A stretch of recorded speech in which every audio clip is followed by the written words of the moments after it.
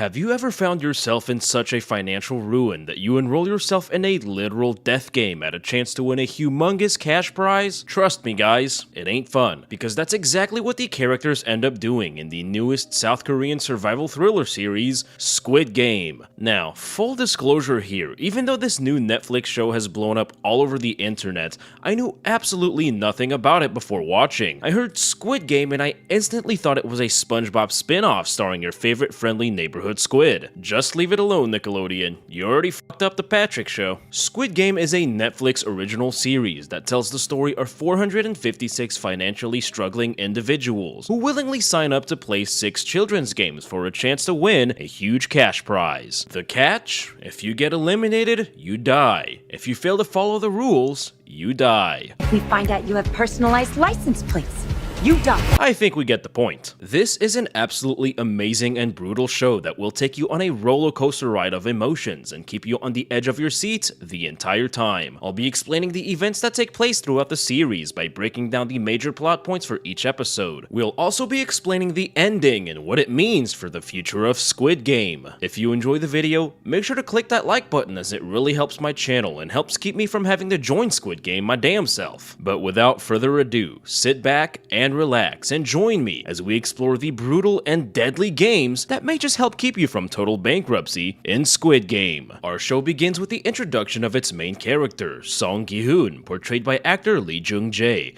Gi-hoon lives with his elderly mother and gambles away her hard-earned cash at horse tracks so he can pay off his large debt. He is being pursued by loan sharks who in Asia are known to be especially violent and relentless. It's established right away that his situation is dire and that he is getting desperate. However, that doesn't stop him from taking his daughter out for her birthday and getting her a pretty neat birthday present. Gi-hoon is divorced and his ex-wife's new husband plans on taking them to America unless he can prove he is financially stable enough to gain custody over his daughter. He meets a mysterious man portrayed by Gong-yoo, who most people will recognize from his role in Train to Busan. He plays a one-sided game of Dakji and gets slapped around a few times by the man for a couple bucks. Gi-hoon is then given a card and invited to participate in a competition with a chance to win a huge cash prize, which could free him from his financial burden. He wakes up in a large room along with 455 other contestants, all wearing the same green uniforms. All contestants are numbered in the order in which they joined the competition. Gi-hoon was the last one to join and befriends number 1, a sweet elderly man with a brain tumor. We are also introduced to main characters number 67, 101, 199, and 218, a man named Cho Sang-woo and Gi-hoon's longtime childhood friend. Every single participant is going through financial struggles and have all voluntarily agreed to participate for a humongous cash prize that could change their lives. Everyone signs a consent form stating they are not allowed to stop playing, they cannot refuse to play, and the games may only be stopped by a majority vote. The contestants must take place and win in 6 games modeled after children's games to be victorious. The games are being administered by mysterious men wearing pink suits and black masks marked with the PlayStation button symbols that symbolize their ranks. This guy called the front man is their leader. How did I know that? Oh, I don't know. Just a lucky guess. To keep the integrity of a fair contest, none of the contestants know what game they'll be playing prior to actually playing the game. After what must have taken hours of my absolute least favorite thing to do, waiting in line, the first game finally begins. The game is called Green Light, Red Light, and the objective is fairly simple. You must reach the other end of the room and cross the red line within the given time limit. However, you can only move while the voice says Green Light, Red Light, and must stay absolutely still right after or be eliminated. Eliminated not just from the game, but from life.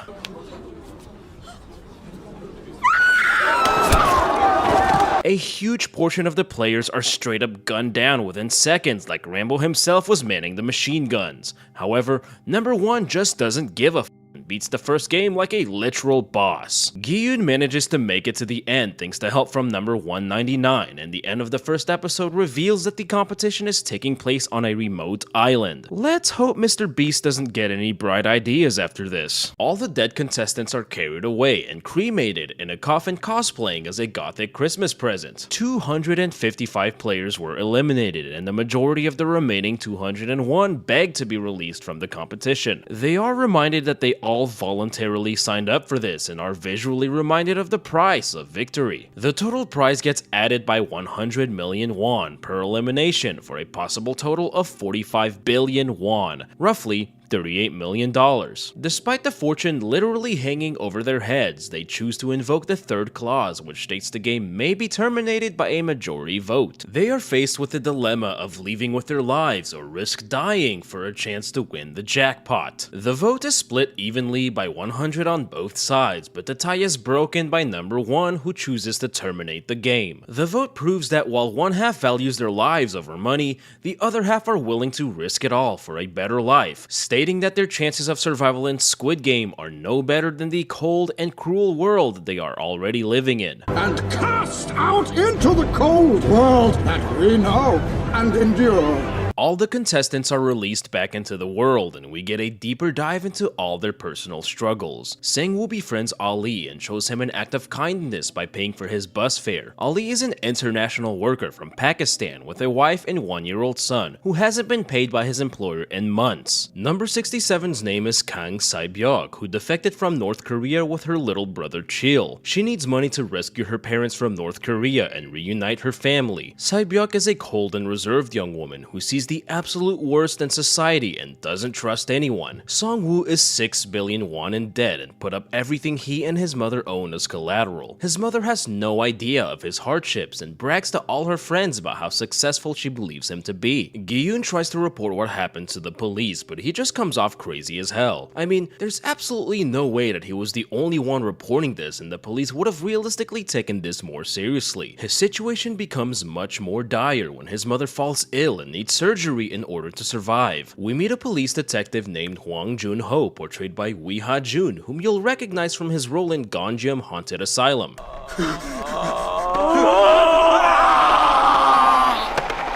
Jun-ho is searching for his missing brother, who unbeknownst to him, also participated in Squid Game. All the players are given a second chance and are re-invited to participate in Squid Game. Despite being fully aware of the dangers of participating, the weight of all their struggles and demons is simply too much. Gi-hoon, as well as several others, decide to voluntarily re-enter the competition.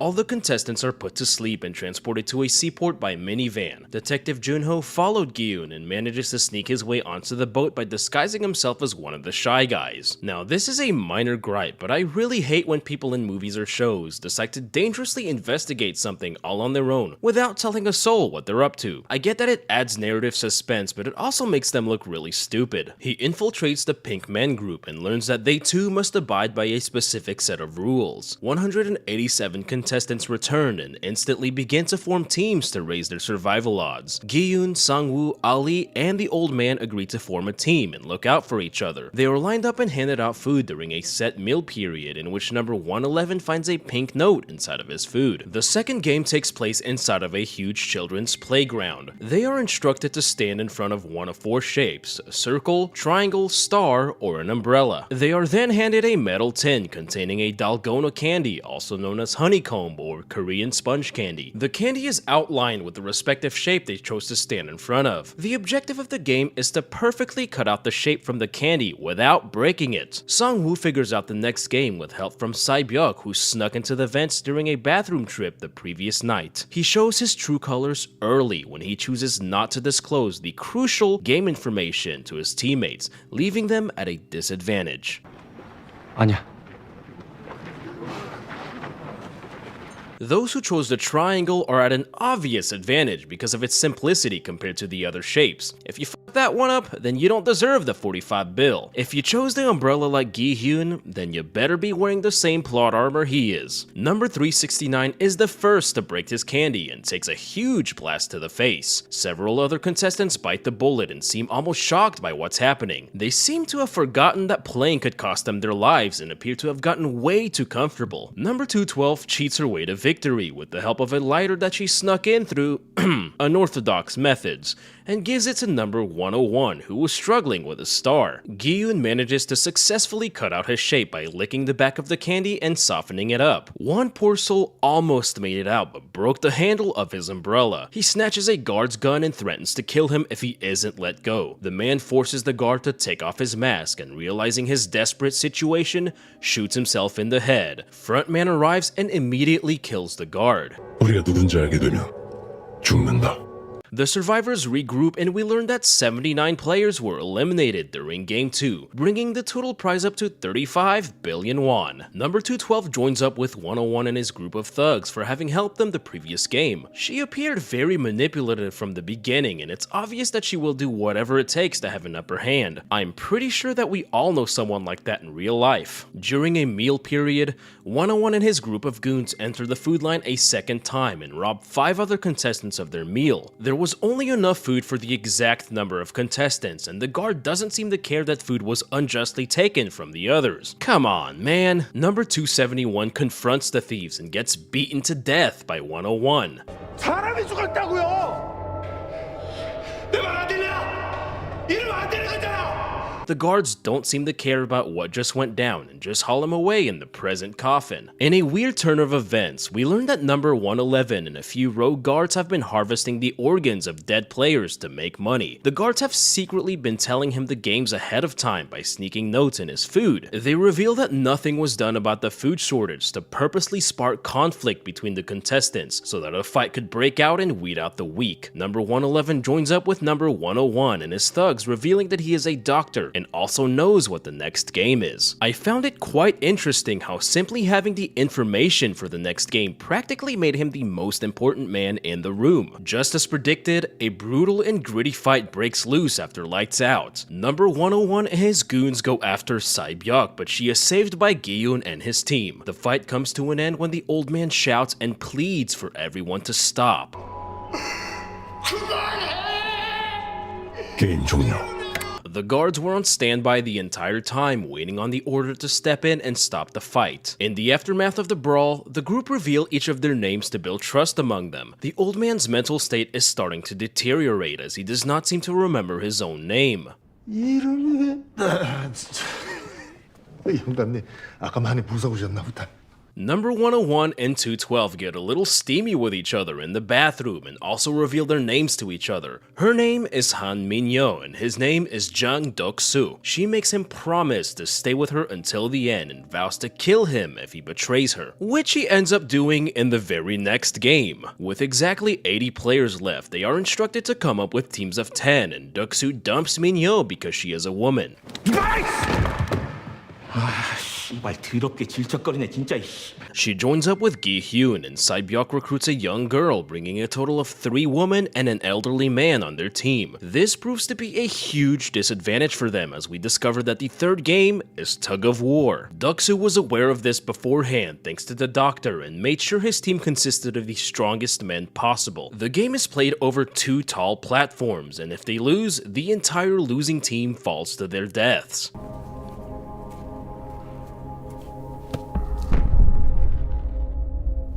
Dok-soo's team easily overpowers the other team and wins their challenge. Gi-yoon's team is up next and are at an obvious disadvantage. The old man recalls having won tug of war numerous times as a kid. He tells them of a strategy that almost always helped them be victorious, even if the other team were much more physically imposing. Thanks to the old man's strategy and last-minute trick from Sang-woo, they are able to defeat the other team and live to see another day. Detective Jun-ho gets involved with the organ harvesting operation by sheer coincidence of having taken the identity of the previous rogue guard who was involved. He is then tasked with delivering the organs to a pickup ship with the other circle-faced guard. The guard realizes that Jun-ho is an imposter, but is killed by him soon after. In the operating room, things quickly go south when the guards tell the doctor that they do not know the next game he will be playing. The doc is totally not down with that and murders one of the guards before attempting to make a run for it. The guard chases him into the room of the second game, and they are eventually both killed by the frontman. Frontman finds the dead bodies of the remaining guards and realizes that there is an intruder. An emergency alarm blares through the entire complex, and all the contestants are told to line up. Jun-ho discovers files containing the names of contestants of previous games. He finds a list of all prior winners and finds his brother's name, Hwang Dong-hyuk, who seems to have played and won the game in 2015. Prior to the start of the next game, we see that the old man is starting to lose control of his body as he urinates on himself and appears extremely disoriented. While being escorted to the next game, we see the dead bodies of the doctor and the rogue guards hung out for display. They are told that the men broke the rules and tainted the pure ideology of this world for their own benefit. Every contestant is considered equal and are given the same level of opportunity to succeed on an even playing field. The contestants are then instructed to partner up for the next game. Ollie partners up with Sang-woo, Sae-byuk partners up with the young girl, and Gi-yoon partners up with the old man. Gi-yoon and the old man's friendship is one of the highlights of the show and gives it some much needed heart. Min-yo ends up being the one without a partner and is dragged away by the guards before the game. Before the game starts, Gi-yoon and the old man form a pact to become ganbu with one another, or according to the old man, really close friends that share everything. In a shocking turn of events, the contestants learn that they will not be working together, but in fact will actually be facing off against their partner, meaning that only half of the contestants will walk out alive. Each contestant is given a bag of 10 marbles and have to win all the others' marbles before the time runs out. They can obtain the marbles by any means, but are prohibited from resorting to violence. Sang-woo finally reveals his true colors and ends up deceiving Ollie for all his marbles.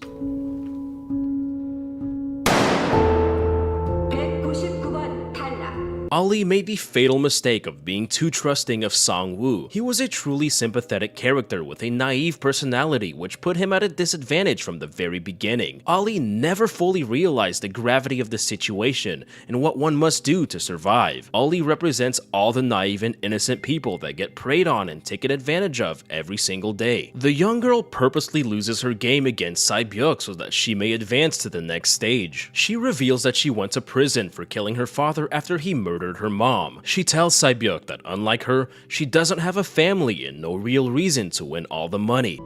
제주도에 두고 가.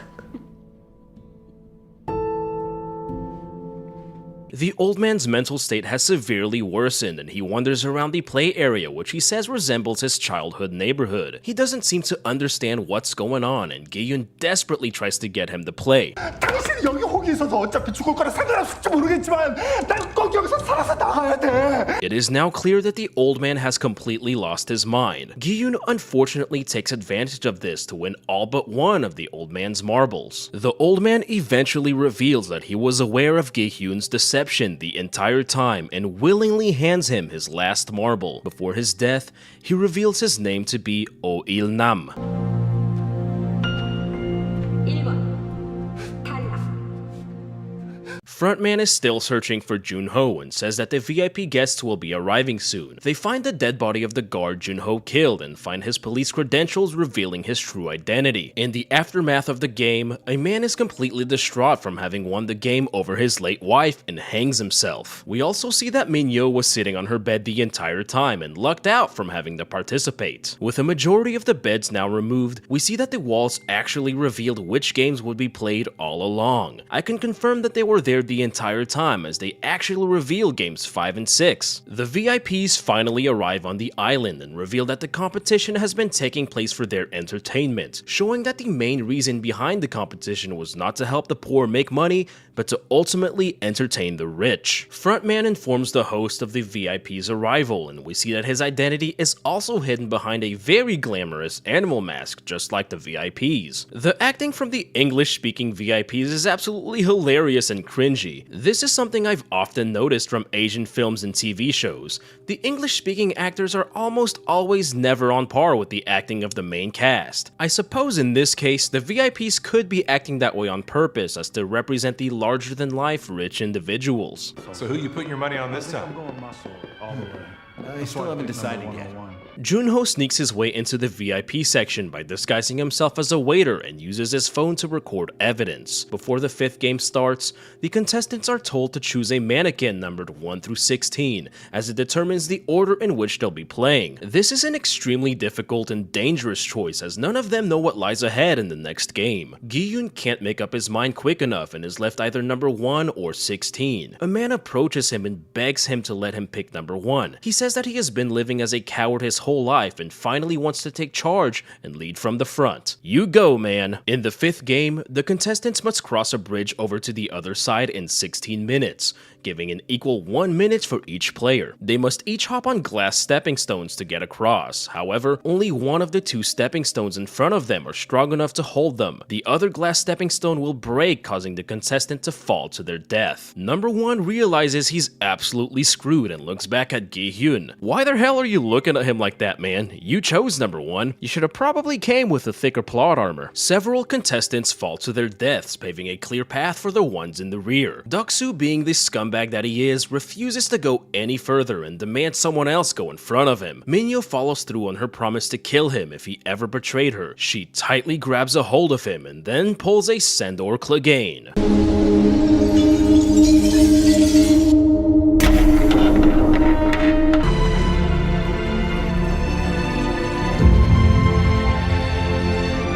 One of the VIPs takes a liking to Jun-ho and takes him to a private room. Jun-ho sticks a gun to the man's head and forces him to reveal the truth behind Squid Game on video. Number 17, now in the lead, reveals that he can differentiate between the weaker and stronger glass, as he worked in a glass factory for over 30 years. He chose not to reveal his secret until now, as Deok-su and his gang previously tried to kill him numerous times. He manages to get to the last tile, but frontman shuts off the lights so that he can't tell between the 2. Song-woo then pushes the man to his death, clearing the path for the rest of the group. The time runs out, and in a very visually pleasing scene, the rest of the bridge suddenly explodes and sends glass shards flying everywhere.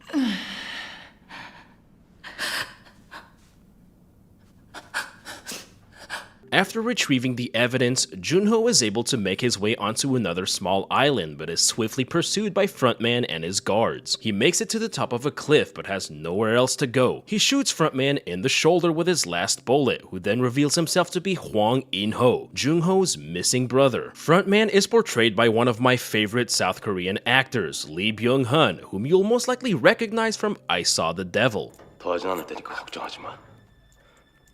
이 미친 개사이코 새끼들. He tells his brother that he will live if he comes with him. Jun-ho refuses to do so and is shot off the cliff by his own brother. The remaining 3 contestants are Gi-hyun, Sang-woo, and Sae-byuk. We see that Sae-byuk was impaled with a large shard of glass during the previous game, but doesn't tell anyone. They are congratulated for having made it to the finals and are served a fancy schmancy steak dinner. Afterwards, they are purposely left with the steak knives to arm themselves with. Gi-hyun now realizes that Sang-woo will stop at nothing to win the competition, even if it means killing his own best friend. He has a conversation with Sae-byuk, who makes him promise that whichever one of them wins the game, that they will take care of each other's family. Gi-hyun notices that Sang-woo has fallen asleep and takes out his knife to go kill him. 아저씨는 그런 사람 아니잖아. I almost guarantee that he wasn't really asleep and would have killed Gi-hyun if he actually approached him. Gi-hyun realizes that Sae-byuk is severely injured and rushes over to the metal gates to ask for help. The metal gates suddenly open and the guards walk in carrying a casket. He looks back and sees Sang-woo standing over her dead body holding a bloody knife.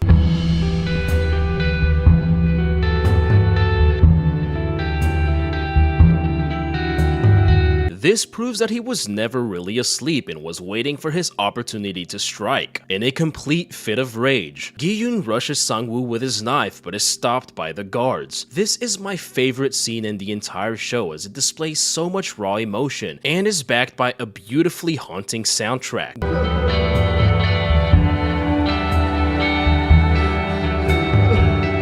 Gi-yoon and Sang-woo are the final two contestants of the game. The two former childhood best friends will be facing off in the sixth and titular Squid Game. As explained in the very first scene of the show, Squid Game is played by an offensive team versus a defensive one. The objective of the game is for the offense to bypass the defense and cut through the neck of the squid. The defense must then keep the attacking team from reaching their circle at the head of the squid by any means necessary. If the offense is pushed out of the boundary marked by the line, they are eliminated. 그래, 죽는다.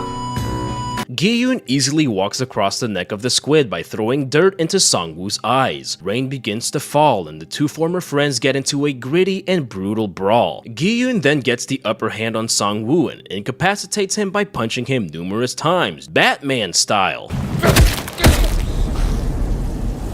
I'm vengeance. However, he refuses to kill his friend and stabs the knife into the ground. Gi-yoon limps over to the circle but refuses to step inside, realizing that his victory will mean the death of Sang-woo. Despite all the hardship they endured to get to this point, Gi-yoon realizes that he is better than the system who put him here believe him to be. He is choosing to value the life of a fellow human being and friend over money. He invokes the third clause and asks Sang-woo to terminate the game with him so they can both walk out alive. Sang-woo then grabs the knife next to his head and jams it into his own neck.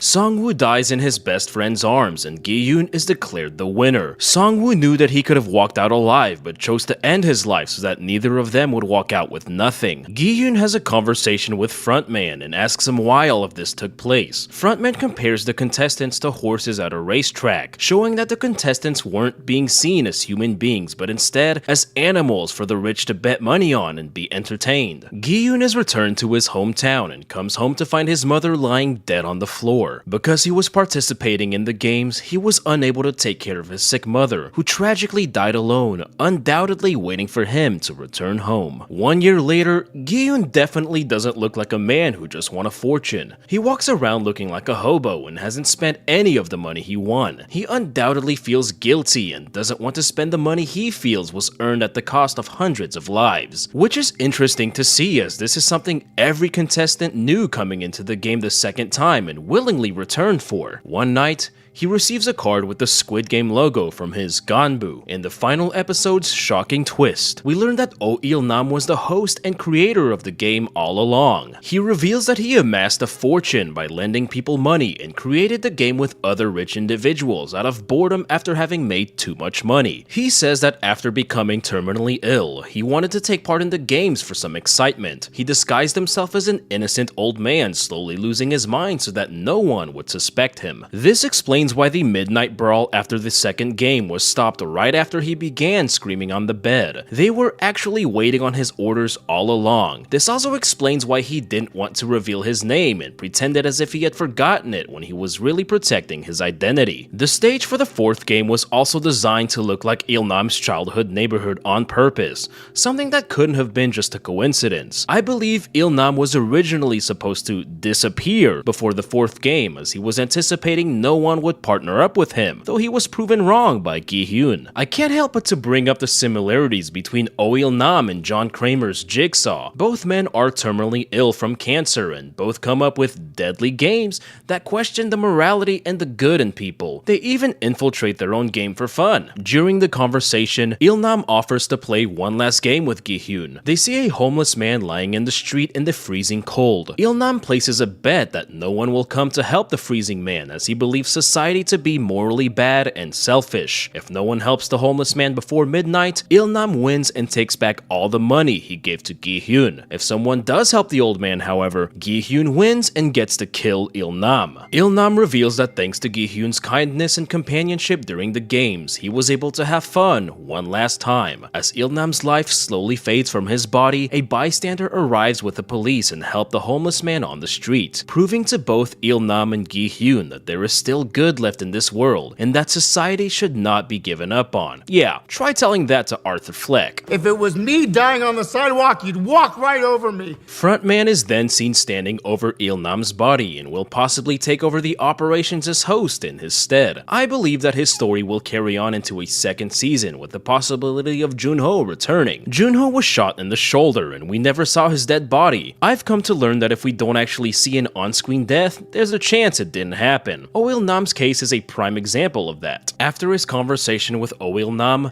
Gi-yoon now has a different perspective on winning. He dyes his hair bright red and takes Sae-byuk's younger brother Chul out of the home and into the care of Sang-woo's mother. He leaves a large briefcase full of money with a note telling her that this is the money he owes Sang-woo. Sometime later, he sees the same man who recruited him into the games doing the exact same thing to another man, showing that the annual games are about to begin again. He attempts to confront the man but is not able to reach him in time. He grabs the card from the stranger, which now has a new phone number on it. Gi-hyun heads to the airport to board a flight to America and visit his daughter. Before boarding the flight, however, he dials the number on the card and speaks his name. A man's voice on the other end, possibly Frontman, tells him, 그 비행기를 타. 그게 당신한테 좋을 거야.